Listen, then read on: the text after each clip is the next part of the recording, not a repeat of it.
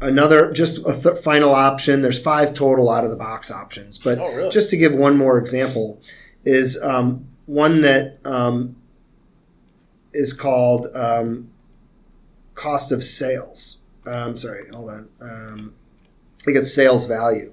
That says, on this job, I want to book revenue based on when I bill it.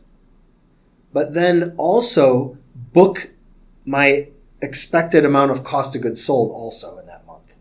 So what again, it smooths out your profitability, right? So let's go back to my example where in month 1 of this 4-month project for $1 million in revenue and $800,000 in cost, I billed the customer $250,000 and then I incurred $400,000 of actual costs. Under the sales value, if I've billed $250,000, so I want to book revenue of $250,000.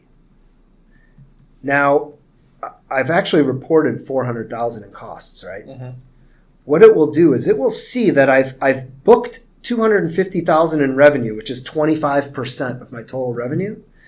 So it will say, well, let's only book 25% of your costs as cost of goods sold. So it will do an adjustment to book $200,000 in cost and then take the other $200,000 in costs and move it into my job WIP account on my balance sheet. Wow.